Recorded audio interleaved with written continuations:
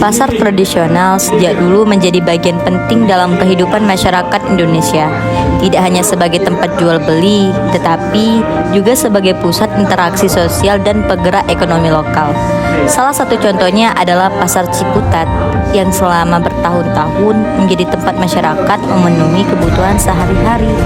Namun, dalam beberapa tahun terakhir terjadi perubahan yang cukup signifikan. Perubahan ini bukan hanya terlihat dari jumlah pembeli, tetapi juga dari cara masyarakat berbelanja dan menjalani aktivitas ekonomi mereka. Perkembangan teknologi digital telah mengubah perilaku konsumen secara drastis. Masyarakat kini lebih memilih berbelanja secara online melalui berbagai platform e-commerce seperti Shopee, Lazada, TikTok Shop, dan lain sebagainya.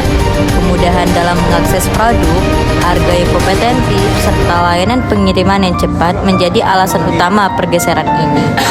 Jika sebelumnya masyarakat harus datang langsung ke pasar, kini mereka cukup menggunakan ponsel untuk mendapatkan barang yang diinginkan. Hal ini secara langsung berdampak pada penurunan jumlah pengunjung di pasar tradisional. Penurunan jumlah pembeli tentu berdampak pada pendapatan pedagang. Banyak pedagang yang mengeluh bahwa penjualan mereka tidak lagi seperti dulu. Dalam satu hari, jumlah transaksi bisa jauh berkurang dibandingkan beberapa tahun sebelumnya. Kondisi ini membuat sebagian pedagang harus mencari cara untuk bertahan. Ada yang mengurangi stok barang, ada pula yang mencoba untuk berjualan dengan harga lebih murah. Namun, tidak semua pedagang mampu beradaptasi dengan perubahan ini, terutama mereka yang belum familiar dengan teknologi digital. Salah satu faktor penting dalam perubahan sosial ekonomi ini adalah kesenjangan digital. Tidak semua pedagang memiliki akses atau kemampuan untuk berjualan secara online. Banyak di antara mereka yang tidak terbiasa menggunakan aplikasi, tidak memiliki perangkat yang memadai, atau tidak memahami sistem penjualan digital. Akibatnya, mereka tertinggal dalam persaingan dengan pelaku usaha yang sudah memanfaatkan teknologi. Kesenjangan ini menciptakan perbedaan peluang ekonomi yang cukup signifikan di masyarakat. Perubahan ini juga menunjukkan adanya pergeseran dalam struktur ekonomi masyarakat. Jika sebelumnya aktivitas ekonomi banyak terjadi secara langsung di pasar, kini sebagian besar berpindah ke ruang digital. Peran perantara seperti platform e-commerce menjadi semakin dominan dalam proses distribusi barang. Selain itu, munculnya jasa logistik dan kurir juga menjadi bagian penting dalam sistem ekonomi baru ini.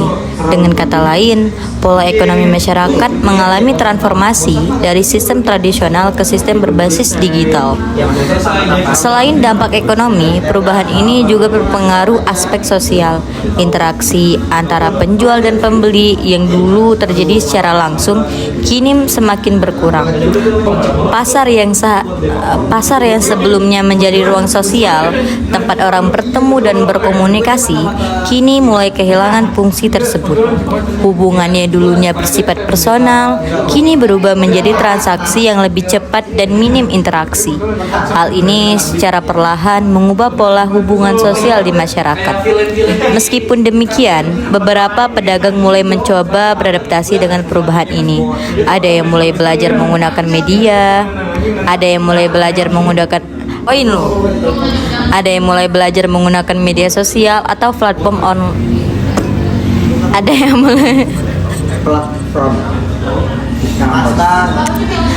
yang mulai belajar menggunakan media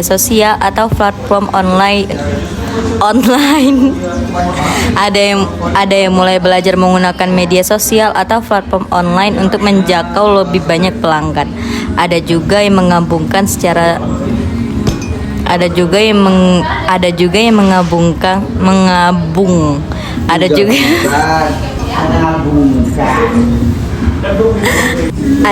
yang menggabungkan cara jualan tradisional dengan sistem digital. Namun, proses adaptasi ini tidak mudah dan membutuhkan waktu serta dukungan dari berbagai pihak. baik dari pemerintah, komunitas, maupun generasi muda yang lebih akrab dengan teknologi. Perubahan sosial ekonomi yang terjadi saat ini adalah bagian dari perkembangan zaman yang tidak bisa dihindari.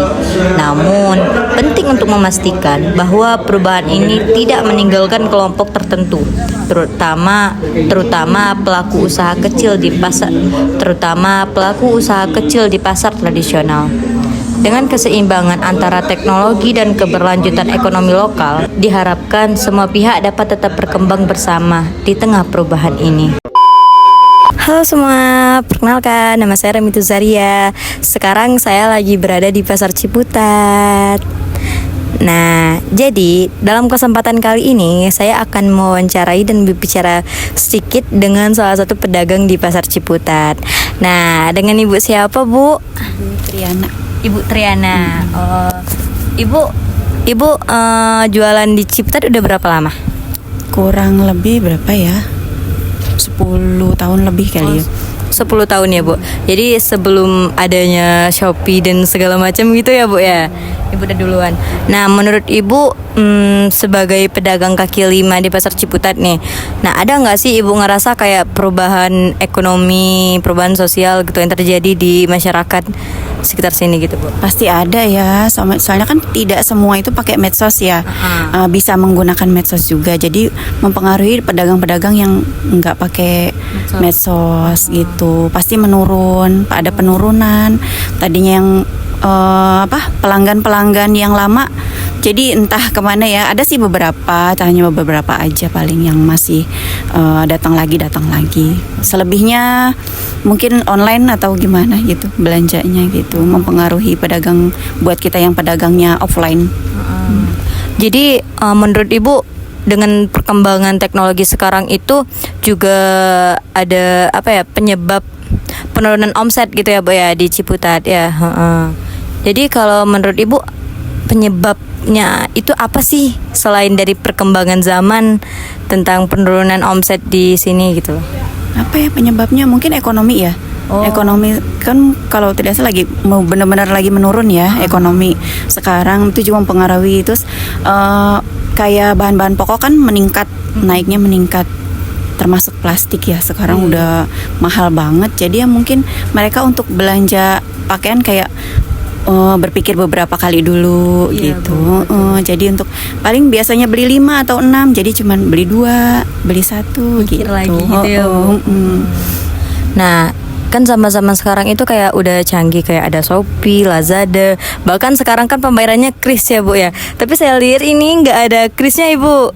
Ibu kenapa nggak mau mengikuti gitu loh? Nggak mau kayak mengikuti zaman dengan kris gitu loh, Bu. Pembayarannya mungkin bagi kita kaum Gen Z ini kayak mikirnya udahlah kris saja, kan kris kayak lebih gampang gitu, scan gitu. Nah, kenapa Ibu nggak mau mengikuti perubahan dalam proses transaksi gitu loh, Bu? Atau emang ada apa gitu penyebabnya sehingga Ibu nggak mau pakai kris gitu, Bu? Apa ya, mungkin lebih karena udah terbiasa cash ya, jadinya lebih enak aja cash. Kalaupun kris paling kita bisa transfer. Kalau untuk kris banyak kejadian-kejadian yang sebelum-sebelumnya kayaknya ada, entah itu penipuan atau tidak masuk ke rekening kita gitu, entah masuknya kemana gitu, itu suka terjadi kayak gitu. Makanya lebih aman kayaknya kalau nggak transfer langsung ke bank itu yang kita punya, atau cash aja gitu.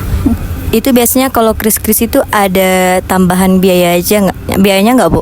Ada juga ya, ada juga kadang lumayan ya, kadang-kadang aduh ya, kena admin nih sekian gitu, kurangin dong kita, sedangkan kita ngambil untung juga tipis kan, harus potong dari admin, kayaknya nggak bisa deh gitu.